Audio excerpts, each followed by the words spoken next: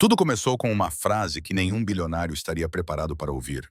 Escolha outra pessoa. Já fui devolvido 3 vezes. Essas 8 palavras cortaram Lucas Hale como vidro. O homem que construiu impérios com algoritmos e nervos de aço congelou diante de uma menina de 6 anos numa cadeira de rodas com fita adesiva galáctica enrolada nas bordas. Ele não esperava que o seu primeiro encontro num pequeno centro de adoção em Queens fosse como estar à beira de um precipício, mas era exatamente onde se encontrava. Se esta história já o comoveu, continue a ler. O que acontece a seguir vai destruir e, em seguida, reconstruir a sua ideia do que realmente significa salvar alguém. Naquela manhã, Lucas tinha saído da sua cobertura com vista para o Central Park para mais um dia programado ao segundo. O seu motorista esperava. Os mercados estavam a abrir e o seu telemóvel piscava com mensagens de investidores. Mas algo mais pesado do que o lucro pesava no seu peito. Um ano antes, a sua irmã Ana tinha morrido num acidente de carro enquanto ele fechava uma fusão de US$ 1.000 milhões em Tóquio. Desde então, o sucesso tinha um sabor amargo. Os jornais chamavam-no de menino gênio que transformava a culpa em ouro. Estavam parcialmente certos. Ele não disse a ninguém para onde ia naquele dia. Trocou o seu fato feito à medida por calças de ganga e um casaco com capuz, apanhou o metro como fazia quando era um miúdo sem dinheiro do Bronx, e entrou no centro familiar e de adoção St. Catherine sem a armadura do dinheiro ou da reputação. A recepcionista pestanejou incrédula antes de verificar as suas notas. Sr. Hale, não estávamos à sua espera. Chamam-me apenas Lucas, interrompeu ele em voz baixa. Estou aqui para me encontrar com Maya Rivera, doutora Nisha Patel. A assistente social levou-o por um corredor silencioso, decorado com desenhos infantis, casas feitas com lápis de cera, arco-íris tortos, corações maiores do que rostos. Ela passou por momentos difíceis, disse a Dora Patel. 3 colocações, 3 devoluções. Ela é artisticamente brilhante, mas não confia facilmente. Lucas acenou com a cabeça, embora o estômago estivesse apertado. Ele tinha vindo aqui para ajudar, talvez até para espiar. Não imaginava uma criança com uma armadura emocional maior do que a sua. Quando viu Maya, o mundo pareceu reduzir-se a um único quadro. Ela estava sentada numa cadeira de rodas debaixo de uma janela ensolarada, ligeiramente inclinada em direção ao pátio. O cabelo era uma auréola selvagem de caracóis escuros. Uma pequena tartaruga de pelúcia repousava no seu colo. Ela não olhou para cima até que ele falasse. Olá, Maya, sou o Lucas. Ela inspecionou os seus tênis, depois o seu rosto, como se estivesse a catalogar se ele era feito para durar. Disseram-me que constróis coisas, disse ela. Aplicações e robôs ou algo assim. Eu construo maneiras de as pessoas se conectarem, ele explicou. Ela deu de ombros. As pessoas sempre se conectam até partirem. A voz dela não era amarga. Era factual, como o tempo. Lucas queria dizer algo inteligente, tranquilizador, adulto. Nada veio. O silêncio que se seguiu foi pesado, mas Maya não o sentiu. Ela olhou para além dele em direção ao jardim e acrescentou quase para si mesma. Sou fácil de empurrar, mas difícil de manter.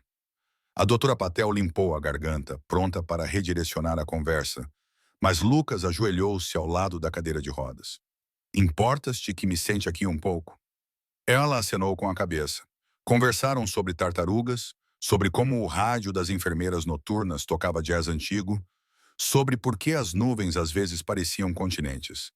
Pela primeira vez em anos, Lucas não estava a atuar, ele estava a ouvir. Então Maya disse as palavras que o assombrariam e o transformariam. Escolhe outra pessoa. Fui devolvida 3 vezes. Uma vez porque chorava muito alto, outra porque a mãe disse que eu a fazia lembrar do seu próprio filho que morrera. A última disse que estava cansada. Ela ergueu o olhar. Não quero que fiques cansado. Lucas sentiu a respiração parar. Todo o barulho de Nova York desapareceu. As buzinas, o zumbido, o ego da cidade. Não me canso facilmente, disse ele baixinho. Vai cansar-se, respondeu ela, com voz baixa, mas segura. Todos se cansam.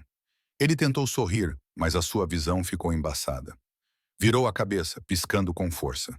Ele chorara em funerais no apartamento vazio de Ana, mas nunca assim. Nunca, porque uma criança falara a verdade de forma tão clara que o deixou nu. Desculpe, sussurrou ele. Não fizeste nada, disse Maia, abraçando a sua tartaruga. Só não quero que ninguém prometa que vai ficar quando não vai. A doutora Patel colocou a mão gentilmente no ombro de Lucas. Ela não fala muito com a maioria das pessoas, murmurou. Isso diz muito. Lucas acenou com a cabeça, com a garganta apertada. Sim, ele conseguiu. Isso diz tudo. A reunião deveria durar 15 minutos. Ela se estendeu por mais de 1 hora. Quando ele finalmente se levantou, Maia estava a desenhar num pedaço de papel um boneco com uma cabeça redonda ao lado de uma pequena cadeira de rodas sob um sol torto. Ela estendeu-o sem olhar para ele. Pode ficar com ele, disse ela, para não se esquecer de como eu sou quando mudar de ideia. Ele pegou o desenho com cuidado, como se ele pudesse se dissolver. Eu vou voltar, disse ele. Maia não respondeu. Ela apenas se moveu alguns centímetros em direção à janela, a luz do sol incidindo sobre os seus joelhos. As pessoas sempre podem, murmurou ela. O difícil é ficar. Lucas chegou ao corredor antes de se quebrar. Ele pressionou as mãos contra a parede fria, respirando ofegante. O peso de todos os negócios que ele já havia feito parecia insignificante ao lado de uma menina de 6 anos que lhe ensinava o custo do abandono. Quando a doutora Patel se juntou a ele, ele nem se preocupou em limpar o rosto. Ensine-me o que ela precisa, disse ele. Coisas médicas, cuidados, o que for preciso. Quero aprender. Ela o estudou, sem saber se ele estava falando sério. Ele olhou nos olhos dela. Não estou aqui por caridade, estou aqui para ficar. Lá fora, a cidade continuava indiferente como sempre. Mas dentro daquele modesto edifício em Queens, algo havia mudado. O bilionário que pensava ter visto tudo acabara de ser derrotado por uma criança que tinha visto demais. E pela primeira vez em anos, Lucas Hale não estava a pensar em salvar ninguém. Estava a pensar em ficar. A primeira vez que Lucas Hale voltou para St. Catharines, depois de conhecer Maia, a cidade parecia diferente. As torres de vidro que antes refletiam a sua confiança, agora pareciam barreiras, frias e inacessíveis. Passou a noite a ler tudo o que o Dr. Patel lhe enviara por e-mail. Notas médicas, horários de terapia, relatórios de avaliação. Mas nada disso o preparou para a dor silenciosa que se instalou no seu peito. Não sabia se estava a tentar ajudar Maia ou se estava a tentar perdoar-se através dela. A 40 andares acima de Manhattan, o seu escritório na cobertura fervilhava com reuniões estratégicas e atualizações para investidores.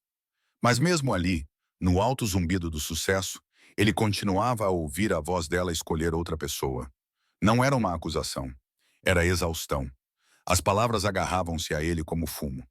Naquela semana, o Dr. Patel permitiu uma reunião de acompanhamento, desta vez dentro da pequena sala de arte do centro.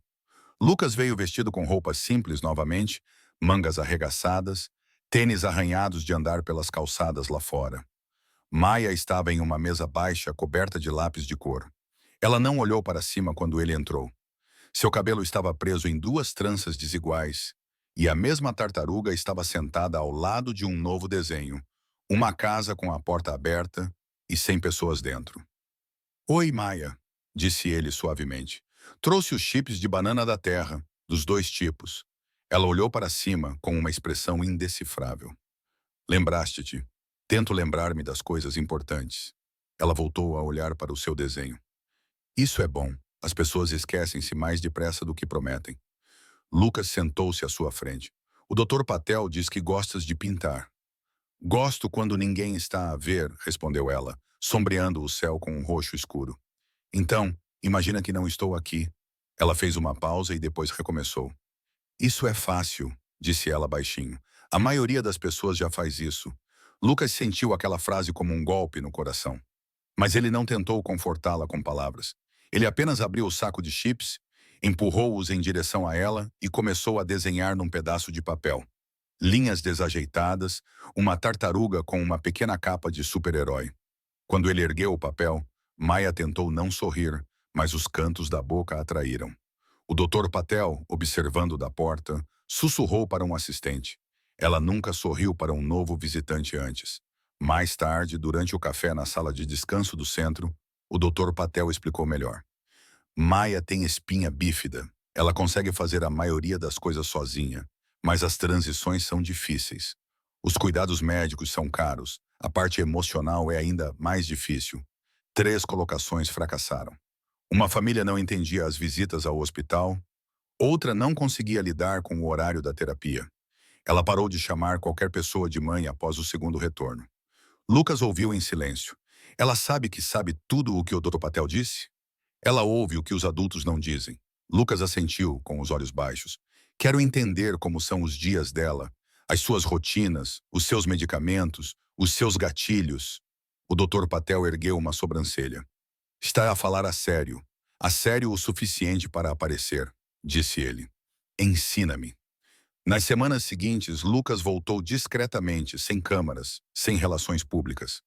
Aprendeu a ajustar o arnês da cadeira de rodas de Maia, a dobrar corretamente a sua cinta terapêutica, a distraí-la quando o fisioterapeuta esticava as suas pernas até os seus olhos lacrimejarem. Aprendeu a sua agenda, os medicamentos matinais, as sessões escolares, a nossa musicoterapia.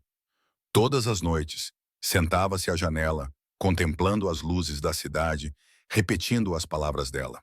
Os mercados se movimentavam. A sua empresa prosperava. No entanto, o único progresso que importava agora era quando Maia lhe permitia empurrar a sua cadeira sem vacilar. Num sábado, o Dr. Patel organizou uma pequena visita de campo.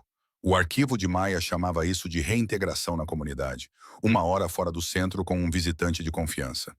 Eles foram ao Central Park. O céu estava de um azul preguiçoso, do tipo que fazia as pessoas esquecerem o barulho da cidade. Lucas empurrava a cadeira dela lentamente pelo caminho, com cuidado para não se apressar. Maia usava um chapéu de abas largas que ficava escorregando para o lado, e toda vez que ele o ajustava, ela revirava os olhos, mas não protestava. Um saxofonista tocava perto da fonte Bethesda uma melodia profunda e comovente que fazia Maia bater os dedos no apoio de braço. Essa música parece um passeio, disse ela. Lucas sorriu. Sabes que tens ritmo. Talvez um dia dances. Ela lançou-lhe um olhar desafiador. Talvez um dia pares de tentar consertar coisas que não estão avariadas. Ele riu baixinho. Touché. Pararam para tomar um gelado de baunilha para ela e de café preto para ele. Quando ele se agachou para lhe entregar o cone, um pombo assustou-se nas proximidades e a cadeira de Maia inclinou-se ligeiramente sobre um pequeno passeio. O rosto dela empalideceu. A casquinha caiu. Lucas agarrou as alças antes que a cadeira tombasse ainda mais, estabilizando-a com os 2 braços. Ela prendeu a respiração, os olhos vidrados. Ei, disse ele gentilmente, ainda agachado. Você está bem. Você está segura. Ela piscou com força, o maxilar apertado. Não diga essa palavra, sussurrou ela. Que palavra? Segura. A voz dela falhou. Todos dizem isso antes de partir. Por um longo momento, nenhum dos dois falou. Lucas permaneceu onde estava, com uma mão ainda apoiada levemente no volante. Tudo bem, disse ele finalmente. Chega de promessas, só gelado. Ele pegou o cone, limpou a borda derretida com um guardanapo e devolveu-o. Segunda oportunidade. Desta vez, ela aceitou. Quando voltaram ao centro, ela cantarolava baixinho, a mesma melodia de jazz de antes. A Dra. Patel encontrou Lucas no corredor. Ela não cantarola para ninguém, disse ela. Eu não fiz nada. Ele respondeu calmamente. Eu apenas fiquei. Naquela noite, Lucas escreveu um e-mail para o conselho de administração. Ele disse que tiraria uma licença por tempo indeterminado para trabalhar em algo real. A equipa de relações públicas entrou em pânico. Os investidores questionaram a sua sanidade mental. Mas, pela primeira vez em anos, Lucas não se importava com as aparências. Ele estava farto de ser um símbolo. Queria ser humano novamente. Os dias transformaram-se num ritmo. Consultas de terapia. Hora da história. Desenhos afixados na parede. Maia começou a cumprimentá-lo com meio sorriso, em vez de silêncio. Certa vez, quando ele perguntou se ela gostava de super-heróis, ela deu de ombros e disse: eles sempre voam para longe. Eu gosto de tartarugas. Elas ficam. E nessa pequena confissão, Lucas viu todo o mapa do coração dela. Ela não precisava de ser salva. Precisava de alguém que ficasse parado o tempo suficiente para ela acreditar que ele era sincero. Ele saiu naquela noite sabendo que algo tinha mudado para sempre. O homem que antes media a vida em margens de lucro, agora a media em minutos passados ao lado de uma menina que ria de patos trompetistas e odiava a palavra seguro. Lucas Hale entrou no mundo dela pensando que poderia consertá-lo. O que ele ainda não sabia era que ela estava silenciosamente reconstruindo o dele. As manchetes vieram primeiro. Jovem bilionário faz de Salvador em centro de adoção da rainha. Novo projeto de caridade de Lucas Hale. Uma criança em cadeira de rodas. As fotos eram granuladas. Uma o mostrava agachado ao lado de Maya no Central Park. Outra capturava o sorriso dela na borda do quadro. A internet fez o que sempre faz. Transformou algo frágil em um espetáculo. Os comentários foram piores.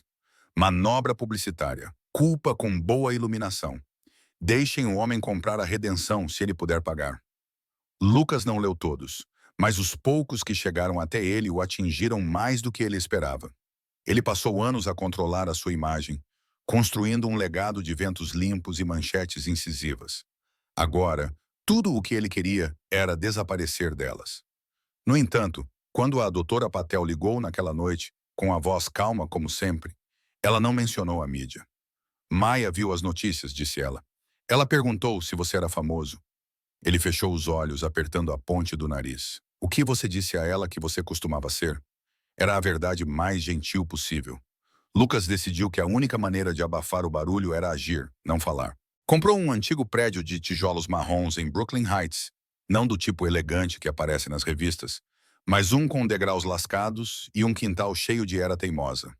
Pediu aos empreiteiros para alargar as portas, adicionar rampas e instalar um elevador entre os andares. Quando perguntaram sobre o orçamento, ele disse: construam como se alguém que vocês amam fosse morar aqui. Começou a passar menos tempo no escritório. O seu diretor financeiro ameaçou intervir antes que você afundasse as ações. Lucas mal o ouviu. Em vez disso, a sua agenda encheu-se de reuniões no Mount Sea com especialistas em pediatria que lhe explicaram o plano de cuidados de longo prazo para Maya. Ele tomou notas como um homem a preparar-se para um exame que se recusava a reprovar. O Dr. Patel reparou. Você está a fazer muito por alguém que ainda nem foi aprovado para a colocação. Lucas sorriu levemente. Não se constrói uma ponte depois de a tempestade começar. Quando ele contou a Mia sobre a casa, ela não pareceu impressionada. Todos dizem coisas antes de assinar os papéis, disse ela, colorindo uma tartaruga no seu bloco de desenho. Promessas são como escudos de papel. Molham-se facilmente. Então, faremos as nossas à prova de água, disse ele. Ela não sorriu, mas o seu lápis de cera parou no meio do traço. Acha que isso é possível? Acho que vamos descobrir. As visitas de campo continuaram. Às vezes, ele empurrava-a pelo jardim botânico. Outras vezes, sentavam-se num restaurante que cheirava a café queimado e chuva. Foi lá que conheceram a Grace, uma enfermeira reformada que trabalhava no turno da manhã. E o Marvin, um treinador de basquetebol em cadeira de rodas com braços de aço e um sorriso que iluminava na sala. Com o tempo, tornaram-se parte do ritmo, pequenas testemunhas de algo que se formava entre o Lucas e a Maya e que não precisava de palavras. Numa quinta-feira de manhã, Lucas encontrou um bilhete colado na porta do seu escritório. Não era da sua equipa. Estava escrito com uma caligrafia irregular, com tinta roxa. Esqueceste-te de assinar o meu desenho da tartaruga. Por baixo, em letras mais pequenas, as pessoas que ficam devem assinar as coisas. Ele riu-se alto no meio de um silêncio que assustou a sua assistente. Naquela noite, ele dirigiu-se ao centro e encontrou Maya a ler junto à janela. Tem razão, disse ele, entregando-lhe uma caneta. Onde assino? Ela apontou para o canto da página. Não na tartaruga, no céu. É aí que as promessas vão. Ele assinou LH com traços pequenos e cuidadosos. Ela acenou com a cabeça solenemente. Ok, escudo de papel. Talvez menos papel agora. Ainda assim, o mundo lá fora não se acalmou. Repórteres acamparam perto do centro. Perguntas sobre motivos eram gritadas por cima da cerca. O Dr. Patel tentou proteger Maya, mas ela sentiu a tensão. Numa tarde, quando Lucas chegou, Maya perguntou: Você vai parar de vir quando eles mandarem? Quem são eles? As pessoas que escrevem coisas. Ele se agachou ao lado da cadeira dela. Maya, a única história que me interessa é a nossa, e você pode me ajudar a escrevê-la. Isso pareceu convencê-la. Ela se inclinou para mais perto e sussurrou: Então escreva meu nome certo. Ele riu, um som que parecia novo vindo dele. No início do verão, o processo de adoção entrou na sua lenta burocracia. Visitas domiciliares, verificações de antecedentes, processos judiciais. Lucas tratou de todos os formulários pessoalmente. Os advogados avisaram-no que candidatos de alto perfil muitas vezes enfrentavam um escrutínio extra. Eles acham que o dinheiro torna as pessoas impulsivas, disse um deles. Eles vão testá-lo para ver se você está falando sério. Ótimo, respondeu Lucas. Eles devem fazer isso. Enquanto isso, Maia começou a fazer perguntas diferentes, menores e mais perspicazes. Qual é o seu cheiro favorito? Você tem medo do escuro? Se eu não puder andar, você ainda acha que eu posso dançar? Lucas respondeu a cada uma com cuidado, não porque ela precisasse de perfeição, mas porque ela precisava da verdade. Uma tarde, ela perguntou algo que o deixou sem reação. Quando as pessoas são adotadas, elas esquecem as pessoas que vieram antes? Ele pensou por um longo momento. Não acho que esquecer faça parte do amor, disse ele. Acho que é o contrário. É lembrar sem doer tanto. Ela o estudou. Você fala como se tivesse praticado isso. Talvez eu tenha. A doutora Patel percebeu a mudança em ambos. Ela está a começar a confiar em você, disse ela após uma das sessões. Estou a começar a merecer isso, respondeu ele. Numa terça-feira chuvosa, Lucas chegou ao centro com algo novo. Um pequeno quadro branco e um conjunto de marcadores coloridos. Isto é para ti, disse ele a Maia. Para os dias em que as palavras são pesadas, podes desenhar em vez de falar. Ela inclinou a cabeça.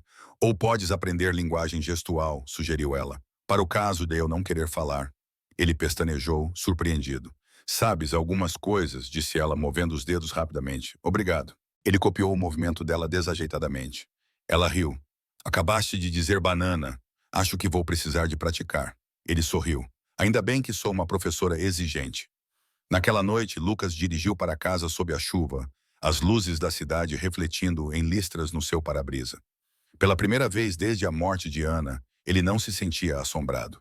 Sentia-se ancorado. Maia estava a ensinar-lhe que o amor não tinha a ver com grandes resgates ou finais perfeitos. Tinha a ver com o trabalho lento e comum de aparecer dia após dia, até que aparecer se tornasse a própria promessa. Ele estacionou em frente ao prédio e olhou para as janelas. As reformas estavam quase concluídas. Lá dentro esperavam uma cadeira elevatória, uma bancada mais baixa e um quarto pintado de azul celeste com um espaço para uma pequena cadeira de rodas ao lado da cama. Ele imaginou o riso de Mia enchendo aquelas paredes. Pela primeira vez em anos, a ideia de lar não parecia culpa. Parecia graça. Na noite anterior à audiência no tribunal, Nova York parecia mais pesada do que o normal. A chuva escorria pelas calçadas.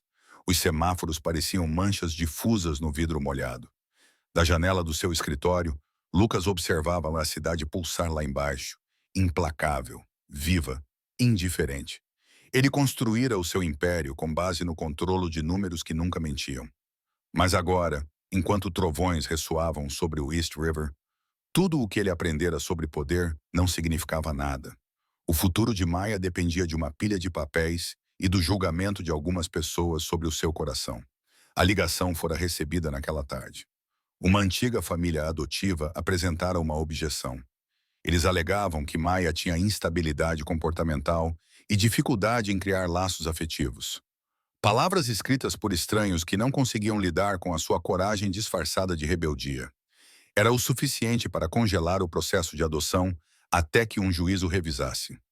Lucas ouviu em silêncio, o pulso batendo forte contra a borda da sua compostura. A voz da doutora Patel ao telefone era firme, mas as suas palavras soaram como golpes. Você precisará testemunhar, Lucas. Eles estão a questionar os seus motivos. Motivos? Essa palavra queimava. Ele pensou nas manchetes, nos cínicos, nas câmaras à espera que ele falhasse. Pela primeira vez em anos, ele estava aterrorizado, não por perder dinheiro, nem reputação, mas por perder uma criança que finalmente confiava que ele não a abandonaria. Naquela noite, ele foi ver Maia em St. Catharines. Ela estava novamente à janela, traçando gotas de chuva no vidro com a ponta do dedo. Disseram-me que ela falou antes que ele pudesse falar. A voz dela era monótona. Não podes levar-me para casa. Por enquanto, disse ele com cuidado. É só por enquanto. Ela virou-se para ele com os olhos ferozes. Fiz algo errado? Não, ele disse rapidamente. Fizeste tudo certo. Então por que as pessoas continuam a decidir o que acontece comigo? Ela perguntou, e não havia raiva nisso, apenas exaustão. Eu pensei que tu fosses diferente. Ele ajoelhou-se na frente da cadeira de rodas dela, lutando para encontrar as palavras. Eu sou diferente, ele disse. Mas às vezes o mundo não é. Ela desviou o olhar com o queixo firme. Tudo bem, disse ela, a voz subitamente baixa. Podes parar de tentar. É mais fácil assim. As palavras dela la atingiram-no mais do que qualquer traição numa sala de reuniões. Maia, olha para mim, disse ele, mas ela não olhou. Não vou a lado nenhum, falei a sério. As pessoas falam sempre a sério, sussurrou ela. Naquela noite a tempestade piorou. Lucas conduzia sem destino, os limpa-para-brisas a bater contra a chuva torrencial. Ele acabou por parar perto da ponte do Brooklyn, estacionando ao lado da grade, com o horizonte a erguer-se como um batimento cardíaco sobre a água. O vento uivava, puxando o seu casaco. Ele encostou-se na grade de metal fria e deixou a chuva molhar-lhe a roupa. Pensou em Ana, no seu riso, no seu acidente, na forma como não tinha estado presente quando ela precisava dele. Pensou no rosto da mãe quando ela disse: "Podes parar de tentar." Ele percebeu que vinha travando batalhas que o dinheiro não podia vencer. E essa exigia algo que ele evitava há anos: vulnerabilidade. Ele pegou o telemóvel e ligou para a doutora Patel. "Quero testemunhar", disse ele. "Já planeei isso", ela respondeu. "Mas não se trata de imagem, Lucas. Você será questionado sobre o seu passado, as suas perdas. Eles vão investigar. Então deixe-os", disse ele. "Eles não podem tirar o que é real." Na manhã seguinte, o tribunal na Center Street estava cinzento e ecoava cheio de vozes que se propagavam com facilidade. Maia sentou-se ao lado da Tora Patel, a sua mãozinha segurando o peluche de tartaruga. Ela usava uma camisola vermelha, a que Lucas lhe dera após a primeira viagem deles ao Central Park. Quando os olhos deles se encontraram, ela não sorriu, mas também não desviou o olhar. Isso foi o suficiente. A audiência começou. O casal adotivo que apresentou a objeção falou primeiro. As suas palavras eram polidas, distantes. Descreveram explosões emocionais, dificuldade em adaptar-se e comportamento manipulador. Lucas queria levantar-se e gritar que eles estavam a falar de resiliência, não de rebelião. Mas esperou. Quando chegou a sua vez, subiu ao banco das testemunhas com as mãos firmes e voz baixa. "Não estou aqui por culpa ou por causa das manchetes", começou ele. "Estou aqui porque uma menina de 6 anos me ensinou como é o amor quando se recusa a desistir." Ele fez uma pausa, olhando para o tribunal. "Querem saber o meu motivo? Não é caridade, não é redenção, é ficar." O advogado adversário inclinou-se para a frente. "Senhor Hale, o senhor é um bilionário. As pessoas dirão que este é um projeto vaidoso.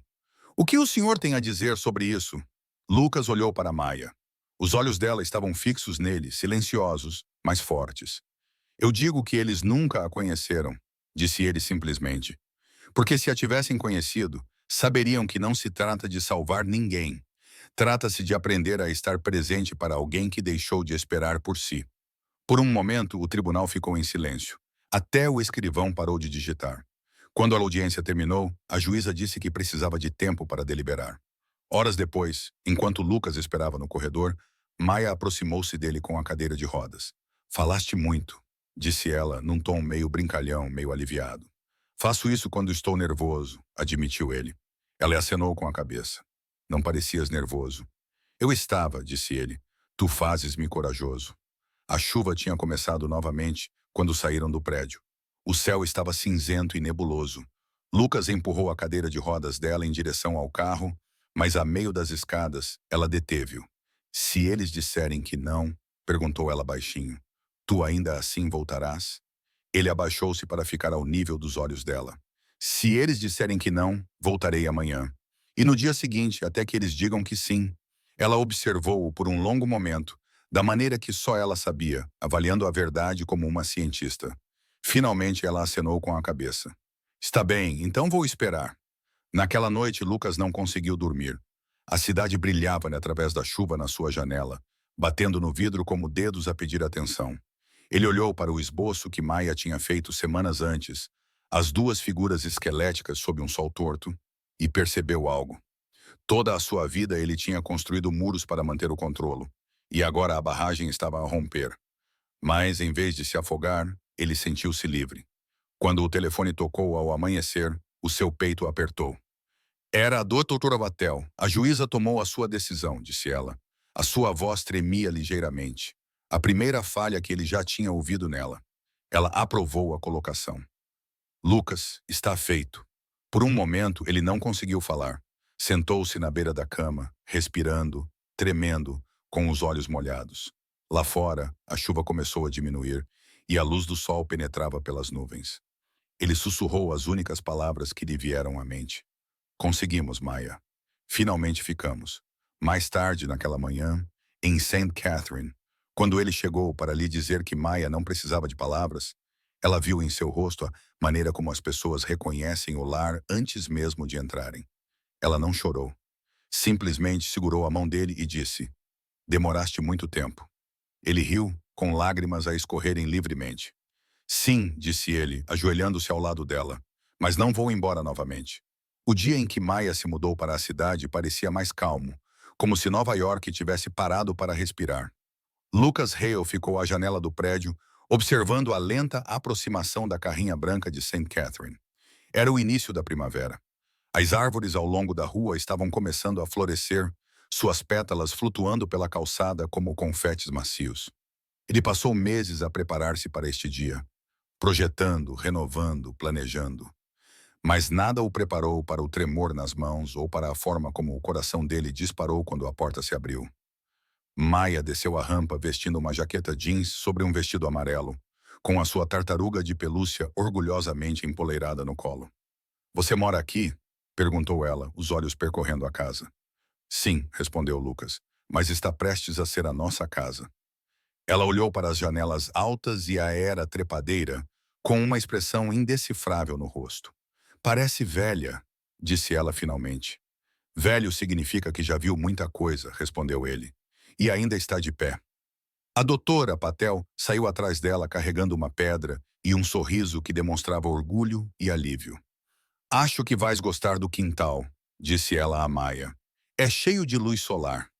O interior da casa de tijolos marrons brilhava com uma vida tranquila. As paredes eram pintadas em creme suave, os móveis simples e resistentes. Lucas tinha aprendido que o conforto não precisava de ser caro. Precisava de ser intencional. O quarto de Maya ficava no andar de cima, azul celeste com estrelas pintadas no teto e uma janela que dava para o jardim. Ela entrou lentamente com os olhos arregalados. Na secretária, havia uma foto emoldurada dos dois no Central Park, tirada secretamente por uma das enfermeiras durante uma aula de música meses antes. Ela olhou para a foto, depois para ele. Guardaste isto. Guardo tudo o que é importante. Ele disse que por um tempo ela não disse nada. Ela estendeu a mão, tocou a foto e depois olhou para ele com um pequeno sorriso hesitante. Então acho que sou importante. Sempre foste, ele disse beijando e desta vez ela não desviou o olhar. As primeiras semanas foram tranquilas, cheias de adaptação e aprendizagem. As enfermeiras vinham de manhã, ajudando com as suas rotinas e terapia. Lucas juntou-se a elas, inicialmente com algum constrangimento, mas depois encontrando lentamente o ritmo, segurando a cadeira de rodas. Firme, aprendendo o seu horário de medicação, descobrindo como fazer o pequeno almoço exatamente do jeito que ela gostava. Ela não gostava de ovos mexidos, mas adorava panquecas com muito xarope. Sempre que ele exagerava, ela ria e dizia: És mau a fazer panquecas, mas és bom a tentar. Os seus dias seguiam um padrão tranquilo. Manhãs no jardim, tardes a ler junto à janela, noites a desenhar ou a observar o mundo através do vidro amplo. Lucas tinha instalado uma pequena cadeira elevatória entre os andares, mas ela ainda insistia em empurrar a sua própria cadeira de rodas na maior parte do tempo. Não quero que a casa se esqueça de que também é minha, dizia ela, sorrindo. No verão, o jardim tinha se tornado o seu lugar favorito. Juntos, plantaram narcisos e girassóis. Maya colocava cuidadosamente cada bulbo no solo. Este é da Ana, disse ela uma manhã, batendo suavemente na terra. Lucas congelou. Não lhe tinha falado da sua irmã, não realmente. Mas Maya tinha uma maneira de sentir coisas que não eram ditas. Ana é um bom nome para uma flor, disse ela, olhando para ele. Soa como algo que volta todos os anos. Lucas engoliu em seco. Sim, conseguiu dizer. Ela sempre voltava. Em agosto, Maya começou a frequentar aulas de arte num centro comunitário nas proximidades. Lucas levava-a lá todas as terças-feiras e esperava num canto enquanto ela desenhava.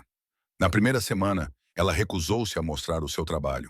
Na segunda, entregou-lhe uma folha cheia de cores espiraladas e disse: "É assim que a tranquilidade se parece." Ele estudou a imagem, uma mistura de dourado, azul e cinza suave. "Parece paz", disse ele. "É a mesma coisa", respondeu ela. No outono, a casa deles ficou mais barulhenta. Música saía pelas janelas abertas, risadas ecoavam pelo corredor. Grace, a enfermeira aposentada da lanchonete, tornou-se sua convidada regular para jantar. E Marvin, o treinador de basquetebol em cadeira de rodas, começou a ensinar Maya a arremessar no quintal. "Você tem braços feitos para isso", disse ele. "Forte onde é preciso." Ela sorriu e disse, "Como tartarugas." Uma noite, depois de todos terem saído, Maya encontrou Lucas sentado no jardim, com uma chávena de café a arrefecer ao seu lado. "Ainda sente saudades dela?" perguntou ela baixinho. Ele sabia que ela se referia a Ana. Todos os dias ele dizia, "Mas já não dói como antes." Ela acenou com a cabeça, pensativa. "Talvez seja isso que o amor faz. Permanece mesmo quando muda de forma." Ele sorriu levemente. "Pareces mais velha do que eu." "Tenho praticado", disse ela, depois encostou a cabeça no braço dele. "Estás a ir bem, sabes." O inverno chegou suavemente naquele ano. Eles decoraram a casa com estrelas de papel e pintaram flocos de neve nas janelas. Uma noite, Lucas encontrou Maya sentada junto à lareira a desenhar no seu caderno. "O que estás a fazer?" perguntou ele.